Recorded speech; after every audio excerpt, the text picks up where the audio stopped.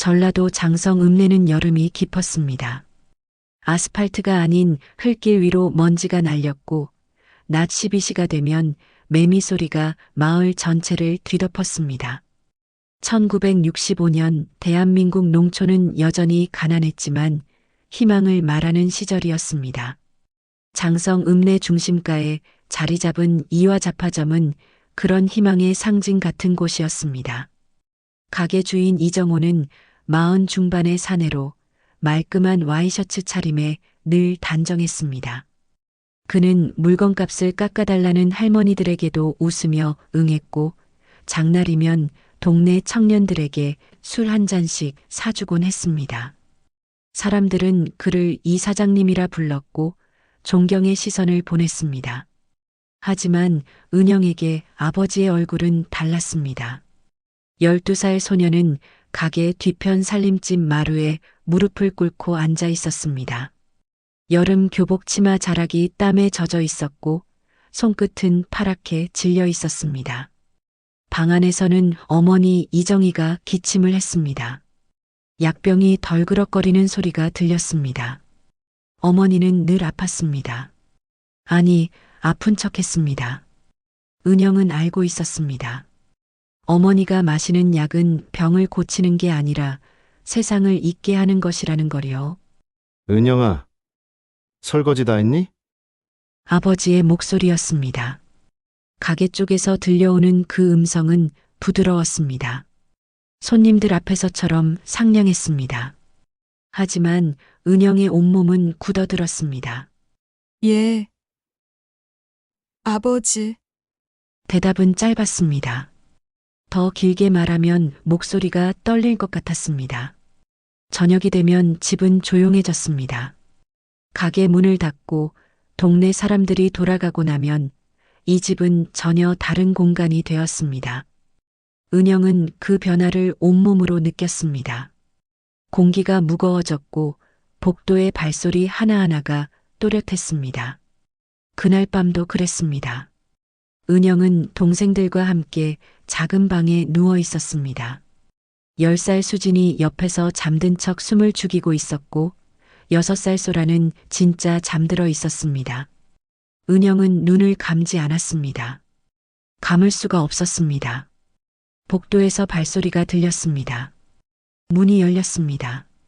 아버지가 들어왔습니다. 그날 이후 은영은 달라졌습니다.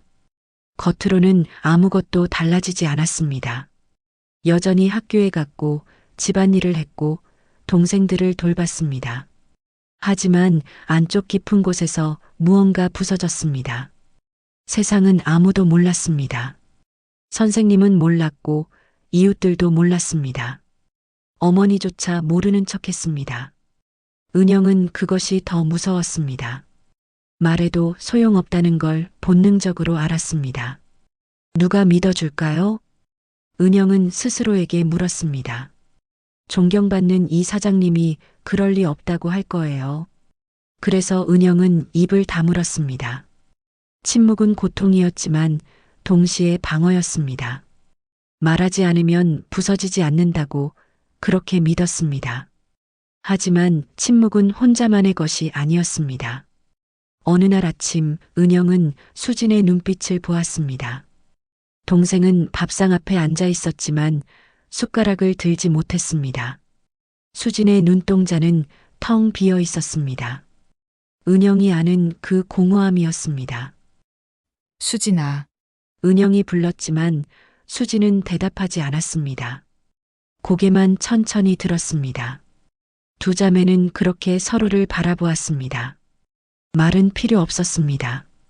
같은 악몽을 꾸는 사람들은 눈빛만으로 알아봤습니다. 은영은 그날 밤 수진을 끌어안았습니다. 좁은 방 한쪽 구석에서 두 소녀는 서로의 체온만을 느꼈습니다. 수진이 울었고 은영도 울었습니다.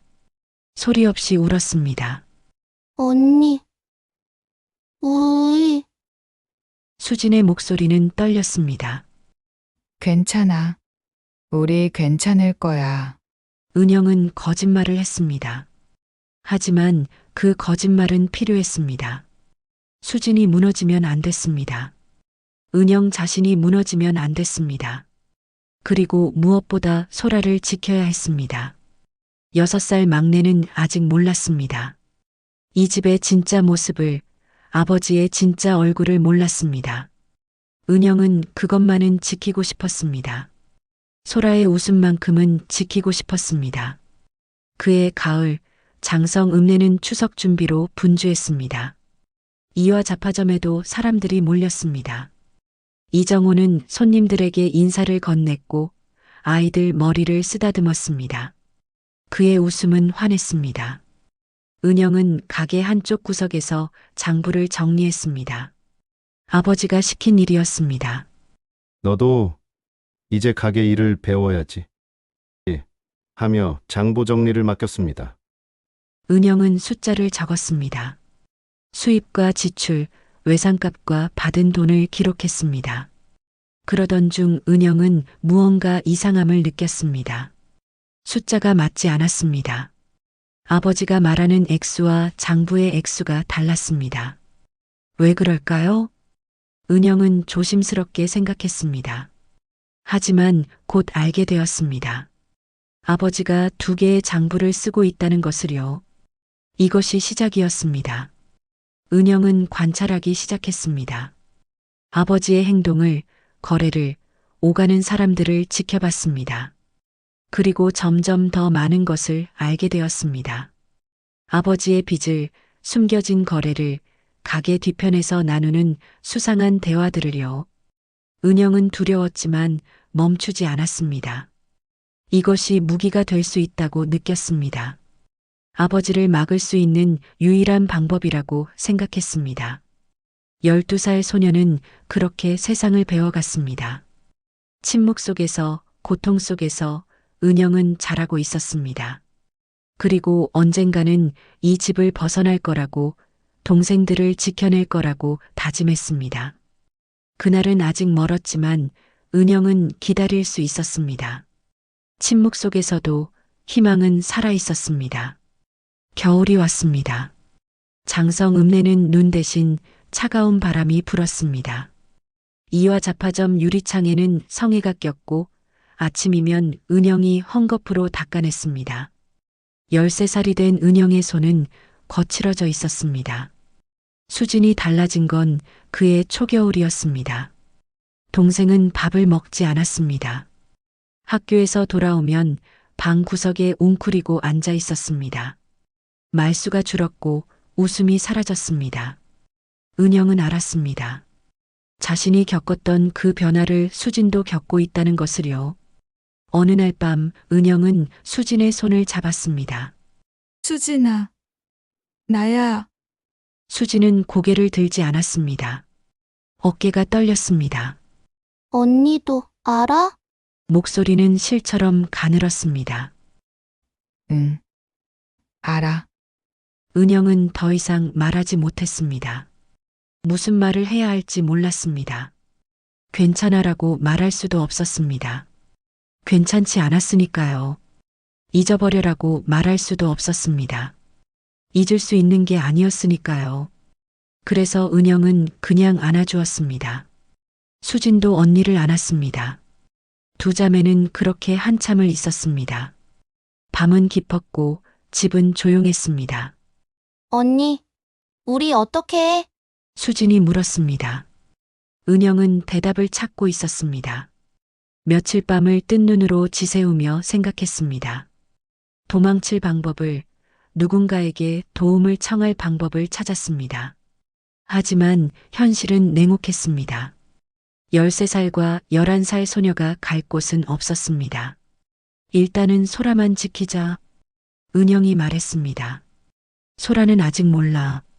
그 애만큼은 지켜야 해. 수진이 고개를 끄덕였습니다. 그날 밤 2 자매는 맹세했습니다. 서로의 손을 꼭 쥐고 막내만큼은 반드시 지키겠다고 다짐했습니다. 하지만 그들의 계획은 오래가지 못했습니다. 이정호는 딸들의 변화를 눈치챘습니다. 은영과 수진이 소라를 지나치게 감싸는 것을, 밤마다 무언가 속삭이는 것을 알아챘습니다. 그는 예민했습니다. 자신의 비밀이 새어나갈까봐 항상 경계했습니다. 어느 주말 저녁이었습니다. 가게 문을 닫고 집으로 들어온 이정호는 술 냄새를 풍겼습니다. 은영은 본능적으로 긴장했습니다. 은영아, 이리 와봐. 아버지의 목소리는 낮았습니다. 은영은 천천히 다가갔습니다. 아버지는 장부를 펼쳐놓고 있었습니다. 요즘 내가 장부를 보더라? 예, 아버지가 시키셔서. 그래. 내가 시켰지. 이정호는 웃었습니다. 하지만 그 웃음에는 온기가 없었습니다. 근데 말이야. 너 혹시 이상한 생각하는 거 아니지? 은영의 심장이 뛰었습니다. 무슨 말씀이세요? 너 요즘 수진이랑 뭐하냐? 밤마다 속닥거리고. 아무것도 안 해요. 거짓말. 아버지의 손이 움직였습니다. 은영의 턱을 움켜잡았습니다. 그 힘은 세고 차갑했습니다. 너희들이 뭘 계획하는지 아빠가 모를 것 같아? 어디 도망갈 생각이라도 하냐? 은영은 대답하지 못했습니다. 숨이 막혔습니다. 도망? 갈 데도 없으면서? 이정호는 딸을 밀쳤습니다. 은영은 바닥에 넘어졌습니다. 그 순간 수진이 방문을 열고 나왔습니다. 언니, 수진이 소리쳤습니다. 그리고 아버지 앞을 막아섰습니다. 비켜. 수진아, 싫어요. 수진의 목소리는 떨렸지만 단호했습니다. 이정호의 얼굴이 일그러졌습니다. 이것들이 정말 그의 손이 올라갔습니다. 그리고 내려왔습니다. 그날 밤 은영과 수진은 방에 갇혔습니다. 문은 밖에서 잠겼고 창문에는 이미 쇠창살이 있었습니다. 두 자매는 구타당한 몸을 움직이지 못했습니다. 은영의 입술은 터져 있었고 수진의 뺨에는 손자국이 선명했습니다. 소라가 문 밖에서 울었습니다. 언니들, 언니들, 소라야, 괜찮아. 울지 마. 은영이 답했지만 목소리는 갈라졌습니다. 다음 날 어머니 이정희가 쓰러졌습니다. 무슨 일이 벌어졌는지 정확히 알 수 없었지만 딸들의 상처를 본 충격인 듯 했습니다. 앰뷸런스가 왔고 어머니는 읍내 병원으로 실려갔습니다. 이정호는 이웃들에게 말했습니다. 애들이 말을 안 들어서 혼냈더니 마누라가 놀란 거요. 요즘 애들이 버릇이 없어서 큰일이요. 사람들은 고개를 끄덕였습니다. 자식 교육이 중요하지 하며 동조했습니다. 아무도 의심하지 않았습니다. 이 사장님이 나쁜 사람일 리 없다고 믿었습니다. 은영은 그 광경을 창문 너머로 지켜봤습니다. 세상은 아버지 편이었습니다. 그 사실이 은영을 절망하게 만들었습니다. 한 달이 지났습니다. 어머니는 퇴원했지만 더 이상 말을 하지 않았습니다. 약만 먹었습니다. 은영과 수지는 학교에 가지 못했습니다. 아버지는 집안일을 도와야 한다며 학교에 연락했고 선생님들은 별다른 의심 없이 받아들였습니다. 세 자매는 집에 갇혔습니다. 가게 뒤편 살림집, 그 작은 공간이 세상의 전부가 되었습니다. 은영은 창밖을 바라봤습니다. 사람들이 오가는 거리가 보였습니다. 하지만 그들은 닿을 수 없는 곳에 있었습니다. 어느 날 밤 수진이 은영에게 속삭였습니다. 언니, 우리 정말 여기서 못 나가는 거야? 은영은 대답하지 못했습니다. 대답을 알 수 없었습니다. 소라는 괜찮을까? 모르겠어. 은영의 목소리는 공허했습니다. 모든 게 무너져 내리는 것 같았습니다.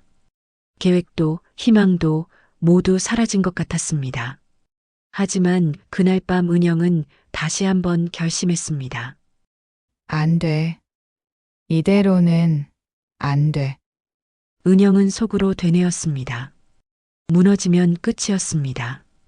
포기하면 소라도 지킬 수 없었습니다. 뭐라도 해야 해. 뭐라도. 은영은 다시 장부를 떠올렸습니다. 아버지의 비밀을, 그 숫자들을 기억했습니다. 거기에 답이 있을지도 몰랐습니다. 아버지를 무너뜨릴 열쇠가 있을지도 몰랐습니다. 은영은 다시 살아나기 시작했습니다. 절망 속에서도, 갇힌 공간 속에서도 그녀는 생각했습니다. 관찰했습니다. 기회를 찾았습니다. 그리고 그 기회는 예상보다 빨리 찾아왔습니다. 봄이 오고 있었습니다. 은영은 곧 14살이 될 것이었습니다. 그녀는 더 이상 무력한 소녀가 아니었습니다. 세상이 자신들을 버렸다면 자신들이 세상을 바꿔야 했습니다. 은영은 그렇게 믿기 시작했습니다. 봄이 왔지만 은영에게는 계절이 의미가 없었습니다. 창밖으로 개나리가 피고 제비가 처마 밑에 집을 지었지만 은영은 그것들을 멀리서 바라볼 뿐이었습니다. 가택연금은 계속되었습니다. 아버지는 아침이면 가게 문을 열었고 손님들에게 웃었고 저녁이면 돌아와 딸들을 감시했습니다. 세 자매는 집안에서만 움직였습니다. 은영은 요리를 했고 수지는 빨래를 했고 소라는 점점 말이 없어졌습니다. 14살이 된 은영은 달라졌습니다. 겉모습은 더 수척해졌지만 눈빛은 예전과 달랐습니다. 무기력함 대신 무언가를 찾는 집중이 있었습니다. 그 무언가는 바로 장부였습니다. 어느 날 아버지가 은영을 불렀습니다. 은영아, 내가 글씨도 반듯하고 숫자도 잘 아니까 이것 좀 정리해라. 이정호는 묵직한 장부 2권을 내밀었습니다. 하나는 낡았고 하나는 비교적 새 것이었습니다. 이건 가게 장부고 이건 따로 정리하는 거다. 알았지? 예. 아버지, 은영은 장부를 받았습니다. 아버지는 그녀를 잠시 바라보더니 가게로 나갔습니다. 문이 닫히는 소리가 들렸습니다. 은영은 장부를 펼쳤습니다. 숫자들이 빼곡했습니다. 수입과 지출, 외상 목록과 입금 날짜들이 적혀 있었습니다. 처음에는 평범해 보였습니다. 하지만 2장부를 나란히 놓고 비교하자 이상한 점이 보이기 시작했습니다. 같은 날짜인데 금액이 달랐습니다. 한쪽에는 3만 환이라 적혀 있고 다른 쪽에는 2만 환이라 적혀 있었습니다. 거래처 이름도 달랐습니다. 공식 장부에는 김씨 상회라고 되어 있지만 다른 장부에는 최두식이라는 이름이 적혀 있었습니다. 은영은 더 깊이 살펴봤습니다. 며칠에 걸쳐 조심스럽게 장부를 분석했습니다. 아버지가 가게에 있을 때 은영은 마치 단순히 정리하는 것처럼 보였지만 실제로는 모든 내용을 머릿속에 담았습니다. 그리고 깨달았습니다. 아버지는 이중 장부를 쓰고 있었습니다. 세금을 속이기 위해 수입을 줄여 기록했고 또 다른 장부에는 빚과 불법 거래 내역을 숨겨두었습니다. 특히 최두식이라는 이름이 반복적으로 나타났습니다. 금액은 컸고 이자는 높았습니다. 아버지가 빚을 졌구나. 은영은 조용히 중얼거렸습니다. 그것도 엄청난 빚을. 며칠 후 은영은 우연히 아버지와 낯선 남자의 대화를 엿듣게 되었습니다. 가게 뒤편 창고에서였습니다. 은영은 설거지를 하다가 창고 쪽에서 들려오는 목소리에 귀를 기울였습니다. 이 사장, 이번 달도 못 갚으면 큰일 나요. 낮고 굵은 목소리였습니다. 알고 있네. 조금만 기다려주게.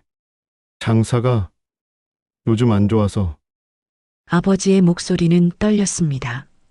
은영이 아는 그 당당한 목소리가 아니었습니다. 기다리긴 뭘 기다려. 최 사장님이 얼마나 참았는데. 다음 주까지 50만 환 준비 못하면 이 가게 날아가는 거 알지? 그건 좀 심한 거 아닌가? 심해. 돈 빌려갈 땐 언제고. 이제 와서 심하다고? 이 사장 장난하나? 침묵이 흘렀습니다. 은영은 숨을 죽였습니다. 알겠네. 준비하겠네. 그래. 그렇게 나와야지. 남자가 나갔습니다. 무거운 발소리가 멀어졌습니다. 은영은 조심스럽게 창고 쪽을 바라봤습니다. 아버지는 상자 위에 앉아 머리를 감싸 쥐고 있었습니다. 그 모습은 낯설었습니다. 항상 위압적이던 아버지가 무너져 보였습니다. 하지만 은영은 동정하지 않았습니다. 그럴 수 없었습니다. 이게 기회일까? 은영은 생각했습니다. 아버지가 약해진 지금이 기회일까? 그날 밤 은영은 수진에게 속삭였습니다. 수진아, 나 뭔가 알아냈어. 뭔데? 아버지가 빚이 많아. 엄청 많아.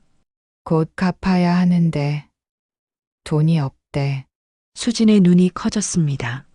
그럼 어떻게 돼? 모르겠어. 근데 아버지가 지금 불안해하고 있어. 그게 우리한테 무슨 기회가 될 수도 있어. 은영의 목소리는 단호했습니다. 사람은 약해지면 실수를 해. 문을 잠그는 걸 잊을 수도 있고, 우리를 덜 감시할 수도 있어. 수진은 언니를 바라봤습니다. 언니의 얼굴에는 결연함이 있었습니다. 근데 언니, 우리가 도망쳐도 어디로 가? 그 질문에 은영은 답하지 못했습니다. 여전히 답이 없었습니다. 14살과 12살 소녀, 그리고 8살 아이가 갈 곳은 없었습니다. 일단은 지켜보자. 뭔가 방법을 찾아야 해. 다음 날부터 이정호의 행동이 달라졌습니다. 그는 더 자주 술을 마셨고 더 예민해졌습니다. 손님들에게도 짜증을 냈고 집에 돌아오면 혼잣말을 했습니다. 50만 환을 어디서 구하나 이 빌어먹을. 그는 장부를 뒤적이고 금고를 열어보고 한숨을 쉬었습니다. 은영은 그 모습을 관찰했습니다. 모든 것을 기억했습니다. 어느 날 저녁 이정호는 집에 늦게 들어왔습니다. 그는 비틀거렸고 얼굴이 상기되어 있었습니다. 은영은 본능적으로 동생들을 방으로 밀어 넣었습니다. 은영아, 아버지가 불렀습니다. 예, 너 장부 정리 다 했지? 예, 아버지. 그 장부 어디 있어? 가져와. 은영은 장부를 가져왔습니다. 아버지는 그것을 받아들고는 한참을 들여다봤습니다. 그리고 갑자기 웃었습니다. 이상한 웃음이었습니다.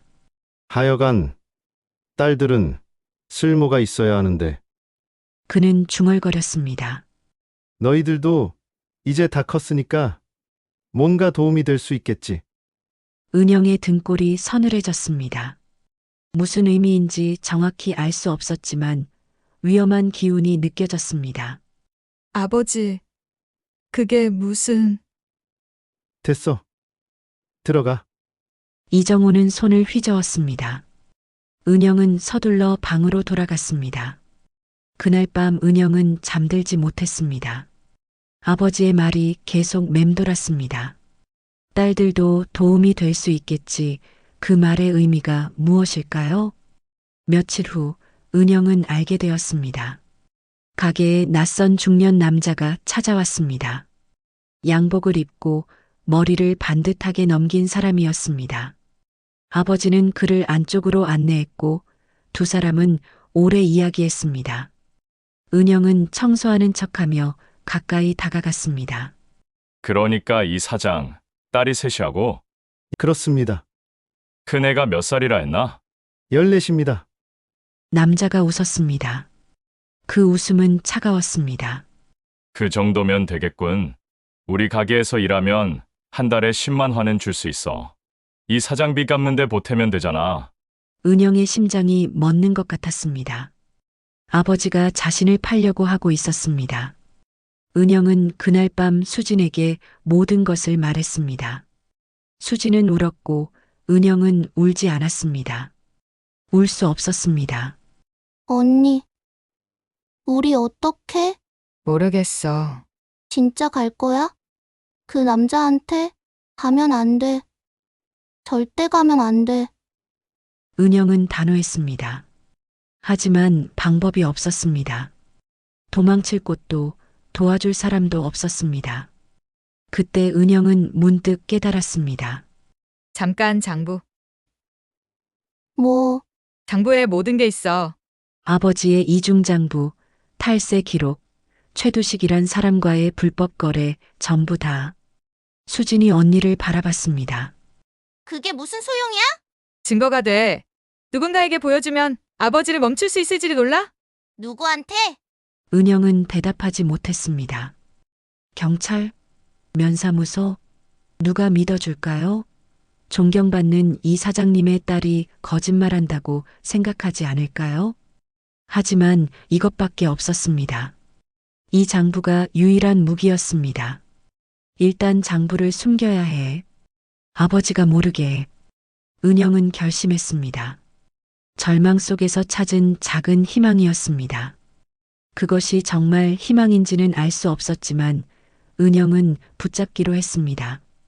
포기하는 순간 모든 게 끝이었으니까요.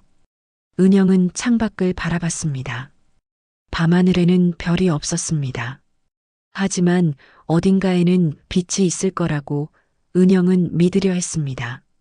그녀는 14살이었지만 더 이상 아이가 아니었습니다.